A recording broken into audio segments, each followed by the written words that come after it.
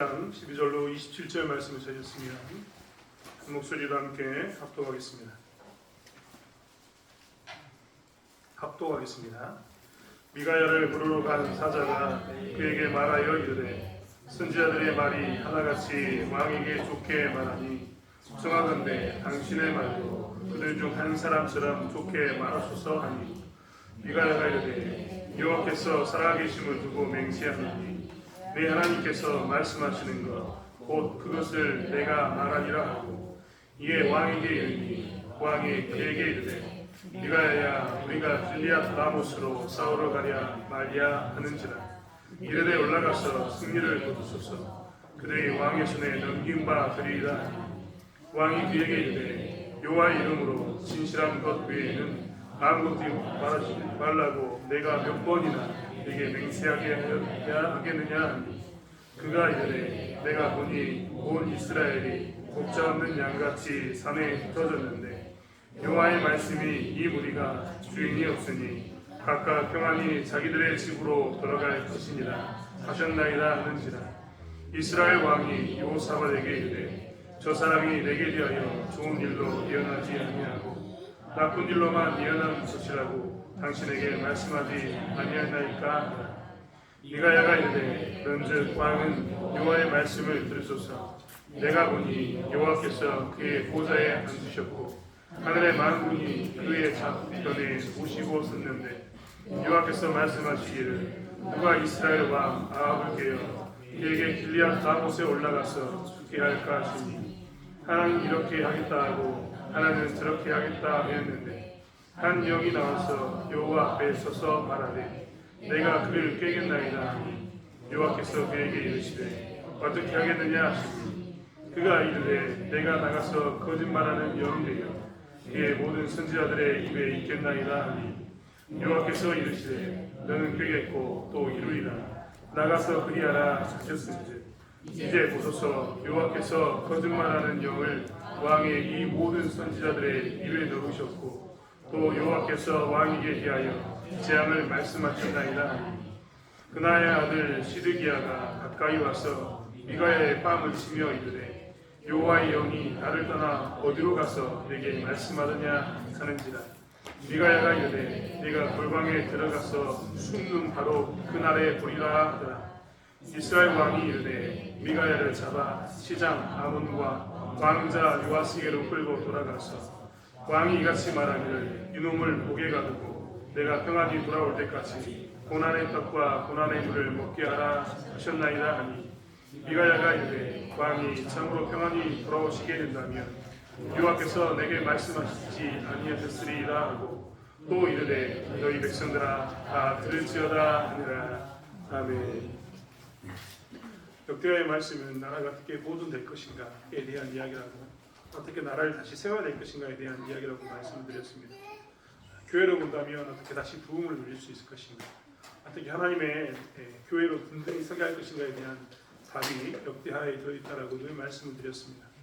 역대하의 원 독자들은 포로로 끌려가서 다시 나라를 세우는 사람들이기 때문에 하나님께서는 그들에게 어떻게 나라를 세울 것인가에 대한 답을 주었습니다. 오늘 본문을 보면 우리가 계속 아합 왕에 대한 이야기를 보고 있지만 하나님께서 나라가 어떻게 보존됐는가, 이스라엘이 어떻게 무너지지 않았는가, 남쪽과 북쪽으로 나눠져 있지만 통칭해서 이스라엘이라고 부르는 이 나라는 왜 무너지지 않았는가?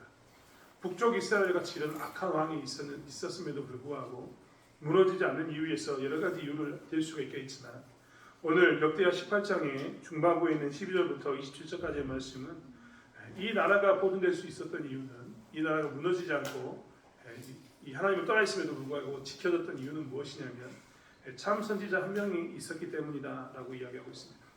사실 오늘 본문을 보면 우리가 계속 보고 있는 것처럼 미가야라는 선지자가 나타나는데 이 선지자는 북쪽 이스라엘에 선지자가 하나님을 믿었던 사람들이 다 죽고 난 이후에 유일하게 남은 참 선지자 한 명이었습니다. 400명이라고 이야기했던 많은 선지자가 여호와 이름으로 활동했으나 그들은 이미 바알과 아세라를 섬기는 아합 왕의 수종이었을 뿐 결국 하나님의 선지자가 아니었습니다. 오늘 본문에 보면 그나아나의 아들 시드기야가 미가야의 뺨을 치면서 여호와의 영이 나를 떠나 어디로 가서 내게 말씀하느냐라고 이야기하는데 거짓말입니다. 그는 여호와의 영이 그에게 임한 적이 없습니다. 그에게 만약 영이 임했다면 그것은 바알과 아세라의 영이었고 하나님의 영이 절대 아닌 그런 거짓 선지자였습니다. 그런데 이런 거짓 선지자가 여호와 이름으로 뻔뻔스럽게 당당하게 참 선지자의 뺨을 치면서 언제 떠난 적이 있냐 라고 이야기하는 동네가 북쪽 이스라엘 이런 지역이었습니다. 그런 거짓 선지자가 정권을 잡고 하나님을 섬긴다고 이야기하면서 참 선지자를 다 죽여버린 그런 시대에 유일하게 남은 선지자가 미가야 혼자였다는 겁니다. 만약에 북쪽 이스라엘과 오늘 남쪽 유다 왕이 전쟁을 하게 되는데 이 전쟁 가운데 미가야가 없었다면 아마 남쪽과 북쪽의 모든 나라들은 다 엄청난 피해를 입게 되었을 겁니다.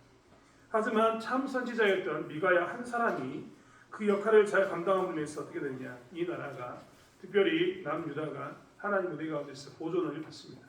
죽지 않고 왕이 살아 돌아오는 일 가운데 놓이게 되었다는 겁니다. 이 이스라엘, 즉 여기서 말하는 이스라엘 남과 북을 합친 이스라엘인데 어떻게 나라가 지켜졌는가에 대한 답으로 하나님께서는 참 선지자의 존재에 대해서 이야기하고 있는 겁니다. 단 한 사람의 참 선지자. 그 사람이 있으면 하나님께서 뭐 하겠다고요? 무너뜨리지 않겠다. 그 사람이 있으면 하나님께서 뭐 하겠다고요? 전쟁에서 생명을 잃지 않겠다 라고 말씀하고 계시는 겁니다. 오늘날 살아가면서 많은 사람들이 교회에 대해서 개탄합니다. 개탄이 무슨 말입니까? 욕하는 거죠. 탄식하면서 정말 이럴 수가 있냐라고 이야기합니다. 이러한 시대 때 사실 우리도 교회에 대해서 걱정이 되는 게 사실입니다. 주변에 있는 교회가 걱정이 되고 우리가 섬기고 있는 교회가 걱정이 되는 것도 사실입니다. 하지만요, 이런 때 하나님께서 누굴 찾는지 아십니까? 이 참 선지자 한 명을 찾고 있습니다. 하나님을 섬기는 참 선지자 한 명이 있다면 그 땅은 어떻게 하시겠냐면 하나님께서 그 사람의 입술을 통해서 그 나라를 구원하겠다라고 이야기하고 있습니다. 우리 오늘 중고등부 친구들이 굉장히 적은 수가 되지만 여러분 절대 속지 마세요. 이 적은 숫자가 사실 한 사람의 미가야처럼 헌신하게 되면 이 중고등부도 반드시 어떻게 한다고요? 살아남습니다. 우리 이 자매들 중에서도 아주 적은 자매들이 어떻게 보니까 우리 중고등부는 다 남자에서 정말 남자들이 바글바글 거리는 그런 것이 됐는데 우리 중고등부의 여학생들이 비록 소수인 것처럼 보이지만 참 하나님을 섬기는 하나님의 백성을 썼을 때 그 안에 또 하나님께서 은혜를 주셔가지고 부흥을 맛보게 하시고 이 교회를 살게 하시고 중고등부를 살게 하신다는 겁니다. 사실 그렇기 때문에 우리는 늘 생각하고 있어야 됩니다.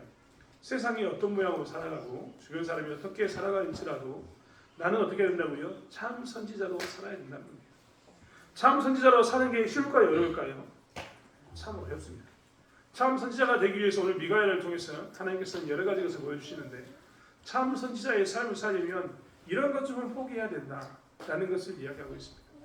첫 번째, 참 선지자가 되어서 이 나라를 구원하고 싶다면 첫 번째는 대접받을 생각은 해서는 되지 않습니다. 즉 대접받는 그런 자리에 선 사람으로서 내가 인정받을 것이다라는 착각을 버려야 된다는 겁니다. 사실 예수를 잘 믿으면 누구보다도 선하게 살 겁니다. 하나님을 잘 섬기면 누구보다도 선하게 살 겁니다.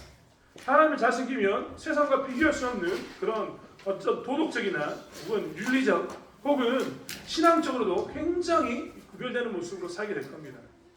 그런데 그런 철저하게 구분되는 삶, 남들보다 우월한 삶을 살면 사람들은 대부분 다 어떻게 하냐면 존경받고 인정받기를 원합니다. 그런 시대가 사실 정상적인 사회입니다. 그렇지 않습니까? 우리 가운데 정말 누가 보기에도 도덕적으로 윤리적으로 올바르게 산다면 그 사람을 높이는 게 당연한 것 아니겠습니까? 우리가 그런 사람에 대해서 성인이라고 이야기하고 그런 사람에 대해서 의인이라고 이야기하면서 그런 사람을 높여주는 사회가 정상적인 사회인 겁니다. 그런데 우리가 좀 전에 이야기했던 것처럼 참 선지자 한 명의 역할이 중요한 나라는요, 정상적인 사회가 되지 않을 확률이 훨씬 많습니다. 정상적인 사회였다면 정상적인 사고와 가치관을 가지고 산다면 이 참 선지자 한 명을 존경하는 게 당연한 건데 이 참 선지자가 존경받지 못하는 사회가 된다는 겁니다. 참 선지자가 살 때는 단 한 명의 참 선지자로 남아있을 때는 이렇게 내가 하나님 뜻 가운데 열심히 충성을 다했는데 그 충성을 다했음에도 불구하고 존경받지 못하는, 충성을 다했음에도 불구하고 인정받지 못하는, 소위 말하면 이 땅에서 대접받지 못하는 삶을 살게 됩니다. 참 선지자는 그렇기 때문에 대접받는 생각을 아예 버려야 합니다. 여러분, 만약에 대접을 받으려면 이 북쪽 이스라엘에 있었던 이 시대에 대접을 받으려면, 아방에 있었던 이 시대에 대접을 받으려면 방법은 하나밖에 없습니다. 누구처럼 하면 됩니까? 오늘 이야기했던 것처럼 시드기야처럼 이야기하면 됩니다. 시드기야는 누구였냐면 400명의 하나님의 이름으로 섬기고 있는 거짓 선지자의 대표였습니다. 그는 아합과 아세라에 의해서 아합에 의해서 바알과 아세라를 섬기면서 뭘 했냐면 하나님을 섬긴다고 이야기하면서 하나님의 자리에 다 지금 바알을 섬기고 있었고 아세라를 섬기고 있었습니다. 왕이 이것을 얼마나 좋아하는지 모르겠습니다. 왜요? 아합 왕은 그런 정책을 펴고 있었거든요. 우리가 잘 먹고 잘 살기 위해서는 두로와 시돈에 있는 이 신을 수입에다가 바알과 아세라를 수입에다가 우리나라에 쫙 퍼뜨리면 이것으로 인해서 잘 먹고 잘 살 거다 라는 정책을 가지고 있었습니다. 아합 왕이 이런 정책을 펼 때마다 걸림돌이 누구였냐면 참 선지자, 참 하나님을 섬기는 사람들이 항상 걸림돌이었거든요. 그런데 이런 선지자를 직접 이렇게 걸림돌이어가지고 제거하고 싶은데 거짓 선지자들이 모여가지고 계속해서 이 시드기야처럼 이런 거짓 선지자들이 모여가지고 왕의 편에 들어주면 얼마나 좋겠습니까? 정작 여호와 이름으로 이야기한다고 이렇게 이야기하면서 뒤에서는 바알과 아세라를 여호와 대신 섬기고 있는 이런 모습이 얼마나 좋습니까? 여호와 이름도 섬기고 바알과 아세라도 이름 섬겨주는 이런 혼합주의로 섬겨주는 이 사람이 아합 입장에서는 얼마나 이쁘겠냐 이 말입니다. 그래서 아합 왕은요 이들을 대접합니다.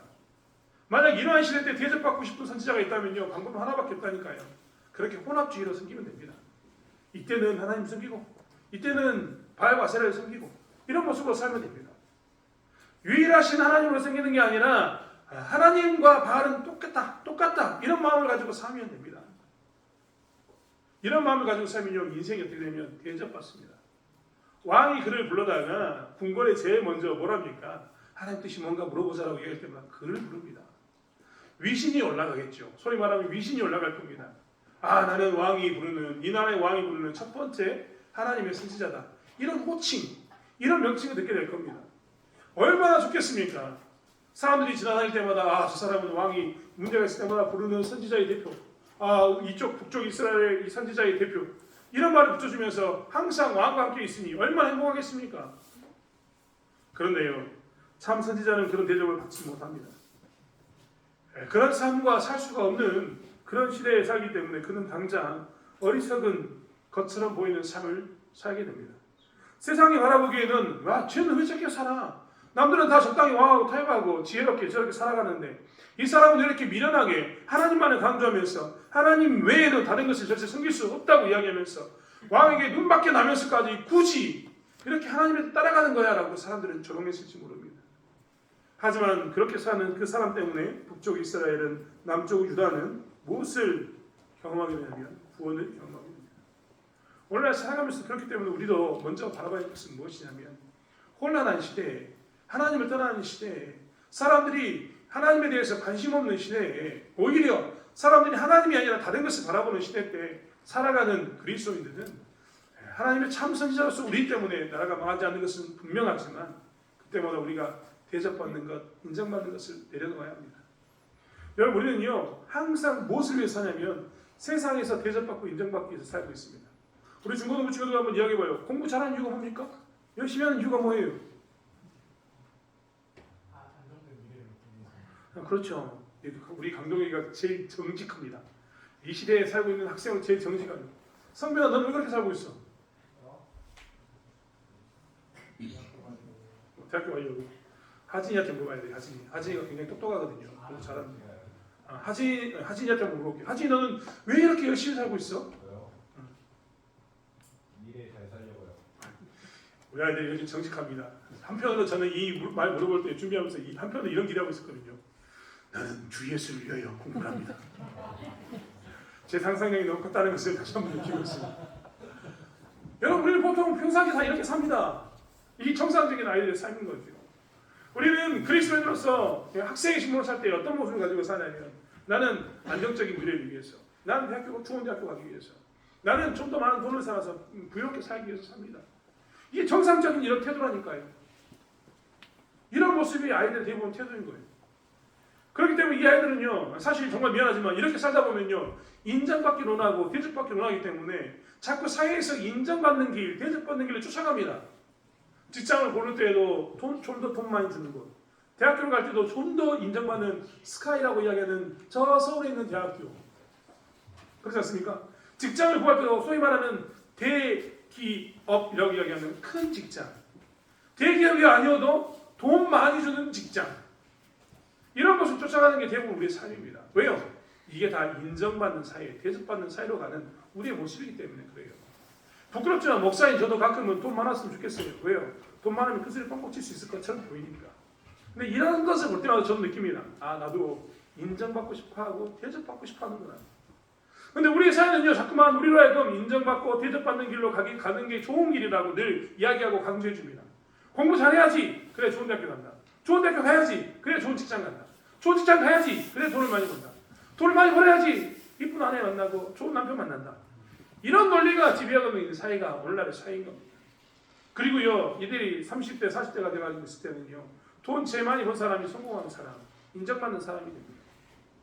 이러한 시대로 올라가는 이 모습들이 다 무엇을 이야기하고 있습니까? 이 시대는요, 이 사회는 자꾸 우리에게 인정받는 자리로 가라고 계속 몰아가고 있는 거예요. 그런데 예수 믿는 사람이 인정받는 그 길을 가려고 하면 부딪히는 게 있습니다. 어떤 때는 좋은 대학교 가기 위해서, 좋은 직장에 가기 위해서, 돈을 많이 벌기 위해서, 어떤 때는 세상과 타협해야 되는 모습 가운데 있을 때가 있고, 하나님 뜻이 아님에도 불구하고 하나님 뜻인 것처럼 눈 한번 찔끔 감고 그 길을 가보지 뭐. 이거 눈 한 번만 감으면 잘 살 수 있고, 눈 한 번만 감으면 더 좋은 삶을 살 수 있다면 나는 눈 감을 수 있다라고 생각하는 그런 삶을 살게 되는 겁니다. 올해 중고등부, 예전에 중고등부 애들 대상으로 설문조사한 게 있습니다. 청년들을 대상으로 설문조사를 했는데 돈을 얼마나 주면 사람 한 명을 줄 수 있는가 설문조사였습니다. 질문 자체가 웃긴 겁니다. 그런데 대답이 웃깁니다. 10억, 20억만 주면 사람을 죽이고 감옥에 대신 갈 수 있다. 이런 말을 하고 있는 시대를 살고 있습니다. 다 뭡니까? 우리의 삶이 자꾸만 돈을 그리고 인정 그리고 좀 더 말하는 대접받는 사이로 우리를 끌고 가기 때문에 그렇습니다. 세상이 내가 좋은 차를 타고 다니면 우와 저 사람 정말 좋은 차 타고 다니구나 이씨 사는구나 라고 이야기하고, 세상이 내가 좋은 대학교 간다고 이야기하면 나 여기 다녀 라고 이야기하면 오 다르게 보이는데 라고 이야기하는 이런 시선 가운데 있기 때문에 그렇습니다. 사실 이런 것이 대접받는 시대를 살고 있는 그리스도인들이 해야 할 것은 무엇이냐면 이런 대접받는 사회를 버려야 합니다. 좀 전에 이야기했는 것처럼 왜 공부하냐라고 이야기하면 승재가 이렇게 또 고백하면서 승재야 너 왜 공부하냐?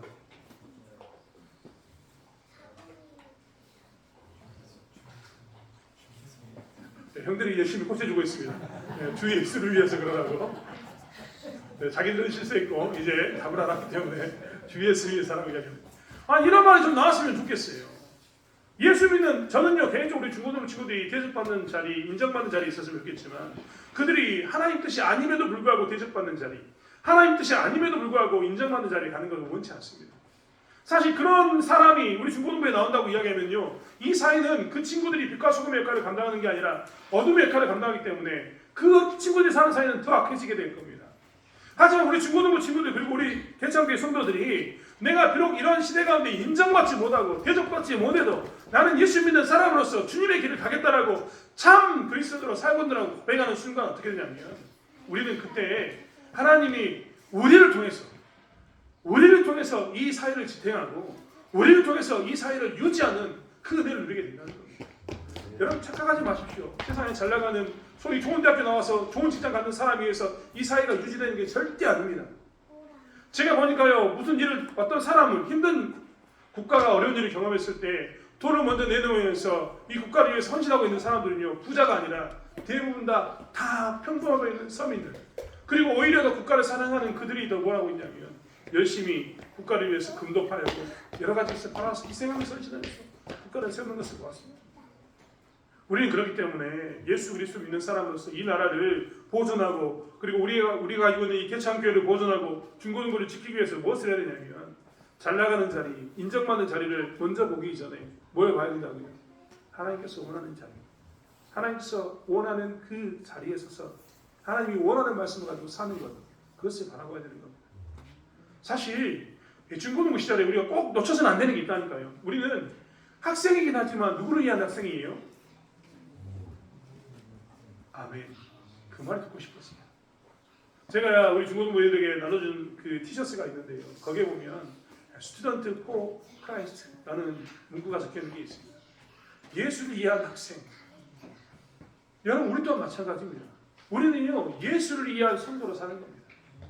그렇기 때문에 우리가 마을에 살 때도요 예수를 이해한 성도로서 마을에 살면서 마을 안에 뭐 해야 됩니까? 대접받는 자리에 있는 게 아니라 마을 안에서도 하나님을 섬기는 자리, 하나님 원하는 자리에서 하나님 일을 묵묵히 나가는 이 삶을 살아야 되는 겁니다.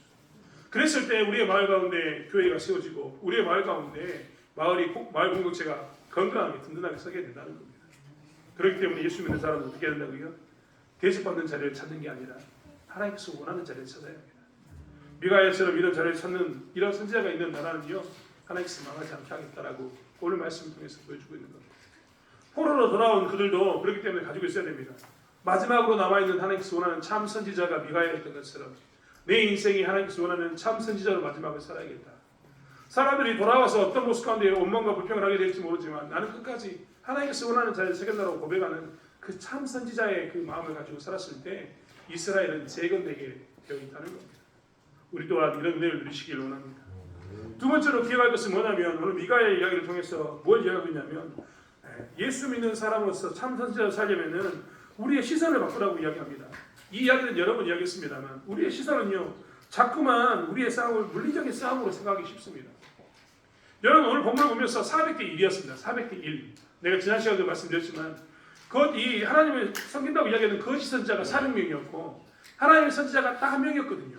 그럼 우리 눈에는 무엇이 제일 먼저 이렇게 딱 들어오냐면 400대 1이라는 이 물리적인 게 보입니다. 여기는 400명, 여기는 1명. 누가 이길 것 같아요?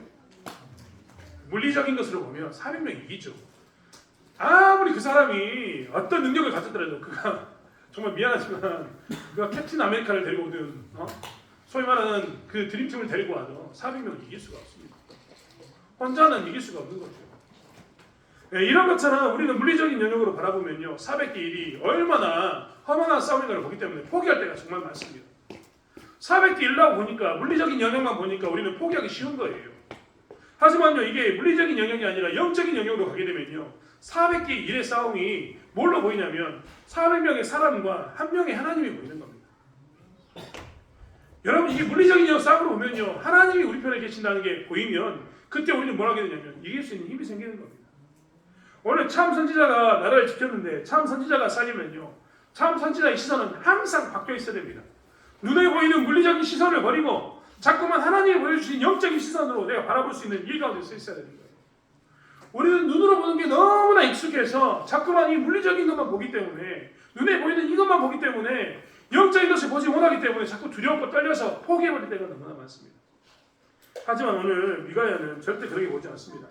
그렇기 때문에 그는 영적인 것을 보면서 물리적인 영역으로 보지 않고 영적인 것으로 봤기 때문에 그는 뭐라고 이야기합니까? 하나님께 주신 것을 가지고 담대히 선포합니다. 여러분 오늘 본문에 보면요 미가야가 한 번은 화가 나가지고 이야기하는 거예요. 처음 물어보니까 이야기하는 겁니다. 이길 겁니다. 이길 거예요. 여러분 이 성경이 어떤 때는 가끔 제가 이럴 때 좀 답답하거든요. 성경이 글로 쓰이지 않고 이렇게 좀 낭독돼가지고 누군가 이야기해주면 더 재밌겠다는 생각 정말 많이 하거든요. 미가야가 처음 물어봤을 때, 야 우리가 길리앗 라못 가서 싸우면 이길까 질까 물어봤을 때, 미가야가 뭐라고 이야기했냐면 왕의 손에 그들이 넘김을 받을 거다라고 이야기합니다. 근데 이 이야기가요 좋게 왕이 이길 겁니다. 왕이 승리하게 될 겁니다라고 이야기했을 것 같습니까? 오늘 본문을 보면요 왕이 그에게 이르되 여호와 이름으로 진실한 것 외에는 아무 말도 하지 말라고 내가 몇 번이나 내게 맹세하느냐 이렇게 물어보거든요.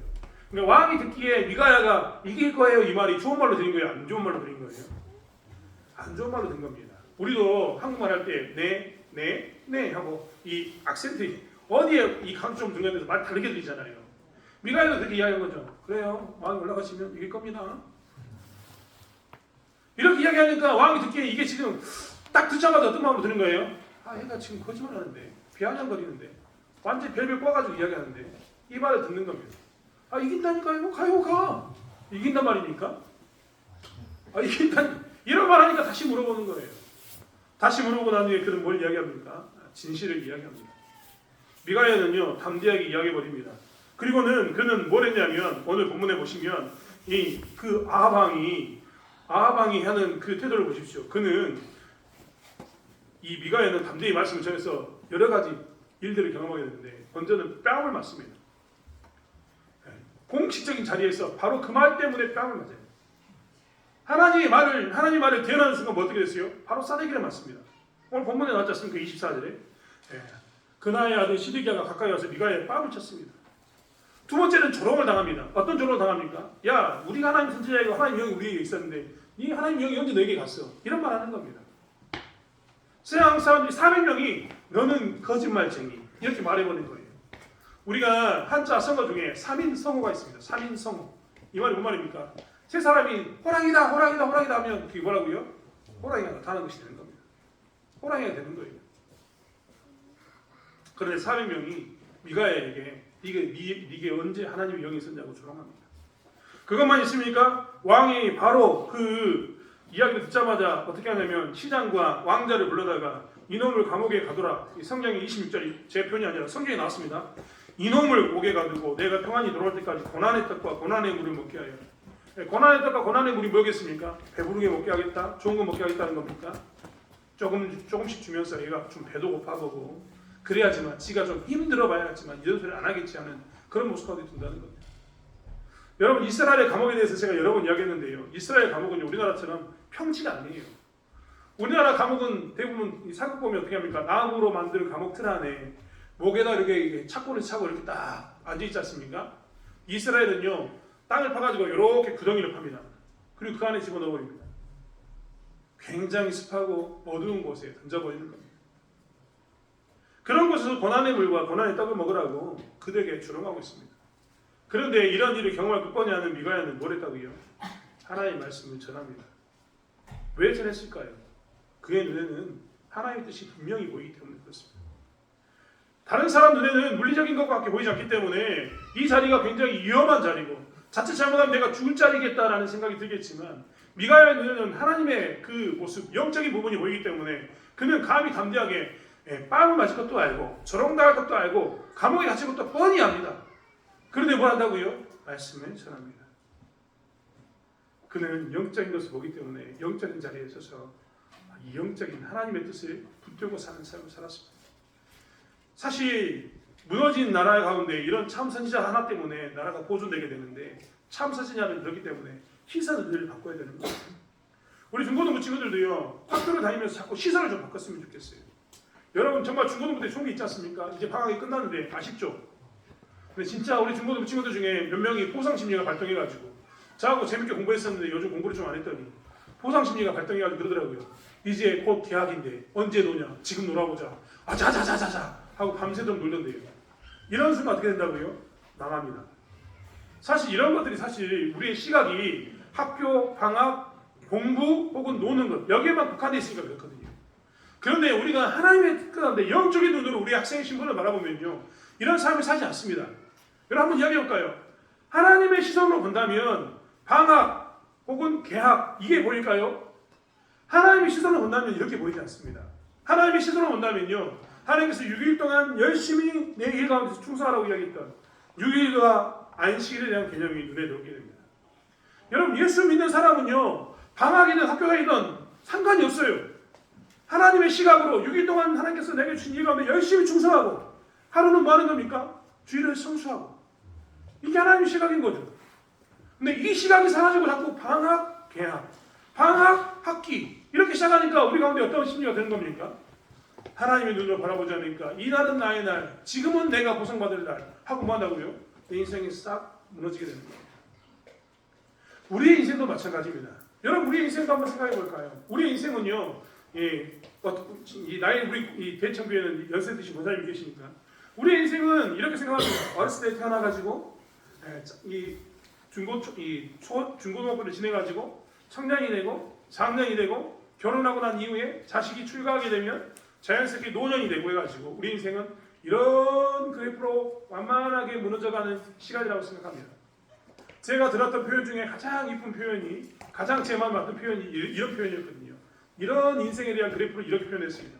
처음에 혼자 가지고 둘이 되었다가 셋, 넷, 다섯이 됐다가 다시 넷, 셋, 둘이 되었다가 혼자가 되었다. 우리 권사님들 다 이해하실 겁니다. 혼자 왔다가 결혼해가지고 남편을 만나가지고 자식을 낳으니 셋, 넷, 다섯이 됐다. 자식들을 다 축하고 나니까 넷, 셋, 다시 부부만 남습니다. 그런데 부부만 남아가지고 또 재밌게 삶을 주는데 그 중에 둘 중에 하나가 어떻게 합니까? 또 먼저 갑니다. 그러니까 나 혼자 남았더라 이런 말을 하게 됩니다. 인생의 그래프가요 이런 모습으로 흥망성쇠 가운데 이런 모습처럼 보입니다. 그런데요 그러다 보니까 우리 인생이 가장 왕성할 때는 작년 때다라고 이야기하면서 그때 열심히 섬기고 막 즐겁게 하나님 찬양합니다. 잘하셨죠. 그런데 중요한 건 뭐냐면요. 인생을 이렇게 보지 말고 하나님 보셨던 모습으로 이렇게 다시 펴서 보면 6일 동안 하나님께서 내게 주셨던 일 가운데 열심히 충성하고 내가 주일은 주일을 성수해야겠다라고 생각한다면 너네 가서 밭에 가서 일하는 게 아닙니다. 하나님이 나에게 주셨던 6일 동안 나는 무엇을 해야 될까? 지금 나는 무엇을 해야 할까라는 것을 묵상하면서 하나님 뜻을 6일 동안 열심히 묵상하고 그 뜻을 행하는 삶을 살고 하루를 안식하는 삶을 사는 것이 우리의 지금의 모습이어야 되는 겁니다. 내가 이제 나이도 먹었고 일도 하지 않으니까 아침에 일어나서 밥 먹고 적당히 놀다가 그냥 시간이 지나면 보내겠다. 물론 이렇게 보낸 사람 없겠지만 그런 모습으로 사는 것은 소위 말하는 물리적인 시간으로 바라보는 것이고 물리적인 방법으로 세상을 바라보는 겁니다. 직장에 다니고 있는 사람은 은퇴 이후에 내 삶은 내 마음대로 살겠다 이런 마음을 가지고 있다면 그것 또한 물리적인 생각을 가지고 있는 거죠. 장사하는 사람들도 마찬가지입니다. 물리적인 시간으로 바라본다면 정말 어리석은 일입니다. 우리는 영적인 시각을 가지고 영적인 싸움 가운데 있다는 것을 기억하면서 영적인 시간을 보내야 됩니다. 우리 중고등부 친구들은 그렇기 때문에 무조건 방학이든 혹은 학기 중이든 뭘 해야 돼요? 6일 동안 열심히 공부해야죠. 기분 나쁩니까? 네, 공부해야죠. 6일 동안 열심히 하는 겁니다. 그리고 주일은 어디 온다고요? 교회 와서 열심히 사는 겁니다. 이게 뭐냐면 영적인 시각인 거예요. 이러한 시각을 가졌을 때 중고등부가 든든히 설 뿐만 아니라 여러분 이 중고등부 개개인 사람들요 든든히 서게 됩니다. 이런 삶이 쌓이면 어떻게 될까요? 하나님께서 쓰시는 그 나라를 만드는 나라가 무너지지 않게 하는 그 참 선지자가 있음으로 해서 지켰던 것처럼 그런 존재가 되는 겁니다. 저희 또한 마찬가지입니다. 교회 가운데서 이런 물리적인 시간이 아니라 영적인 싸움 가운데 바라보면서 영적인 시간을 보내게 되면 우리는 무엇을 하게 되냐면 진짜 하나님께서 원하는 나라에 있을 뿐만 아니라 우리 때문에 이 나라가 이 공동체가 지탱되는 참 선지자 이 미가엘 때문에 나라가 지켜졌던 것처럼 그런 나라를 만들 수 있는 겁니다. 우리가 바라보면서 지향해야 될 나라 여기를 우리가 이런 나라가 돼야지 해야 되는 그 나라는 바로 이런 나라에 있습니다. 사랑하는 성도 여러분, 우리는 인생을 살아가면서 이런 기준을 꼭 놓치지 않았으면 좋겠습니다. 나 한 사람이 참 그리스도인이 되었을 때 하나님께서 이 나라를 지키신다라는 고백 가운데 나 한 사람이 참 그리스도인이 되었을 때 하나님께서 이 교회를 지키신다라는 고백 가운데 나 한 사람이 참 그리스도인이 되었을 때 하나님께서 중고등부를 지킨다는 이 믿음 가운데 여러분이 서시기 원합니다. 그러면서 내가 그리스도인으로서 살고 그리스도인으로서 참 그리스도인으로 살기 위해서 대접받고 인정받는 사회가 원하는 그 자리에 서는 게 아니라 하나님께서 원하는 자리에서는 그 삶을 살아가길 원합니다. 또한 우리의 싸움이 물리적인 싸움이 아니라 영적인 싸움이라는 걸 기억하면서 자꾸만 세상이 보여주는 그 힘 대 힘과의 싸움이 아니라 400명과 한 명의 싸움이 아니라 우리는 영적인 싸움을 하고 있다는 것을 고백하면서 내 시간과 내 지금 에너지를 하나님께서 원하는 영적인 눈으로 바라보면서 그 자리에서는 그 실험을 하는 저와 여러분이 되길 원합니다. 그러한 모습을 가지고 있었을 때 중고등부도 대창교회도 이 나라도 우리의 공동체도 든든히 설 줄 믿습니다. 그런 기준을 가지고 살아가는 저와 여러분이 되길 원합니다. 기도하겠습니다. 하나님, 우리는 어떻게 이 나라가 거듭되는가 미가야를 통해서 바라보고 있습니다. 우리의 바람은 어떻게 중고등부가 지켜질 것인가에 대한 그 부르짖음이 있었을 때 하나님 제가 여기 있습니다라고 손들고 제가 미가야처럼 사는 것에 있습니다. 우리의 바람은 대천교회가 하나님께서 원하는 교회가 되기를 원하는데 누가 그 길을 갈 것인가라고 물어볼 때 미가야가 손들어 있었던 것처럼 우리가 미가야처럼 사는 참 선지자, 참 그리스도인이 되는 것에 있음을 고백합니다. 하나님, 중고등부 안에 교회 안에 우리를 그렇게 써주심으로 인해서 하나님의 뜻을 이루는 하나님의 나라를 만들어가는 저희들 될 수 있도록 붙잡아 주실 줄 믿습니다. 인정받아야겠지만 하나님을 버리면서까지 대접받고 인정받는 자리를 서지 않도록 도와주시고 여러 가지 일 가운데 선택해야 될 때 하나님의 뜻을 선택하는 그런 삶의 신자의 삶을 살 수 있도록 우리를 붙들어 주실 줄 믿습니다. 또한 영적인 눈으로 바라보므로 해서 우리의 싸움은 영적인 싸움으로 치러낸다는 것을 놓치지 않는 저를 되게 하여 주시옵소서. 감사드리며 예수님의 이름으로 기도드렸습니다. 아멘.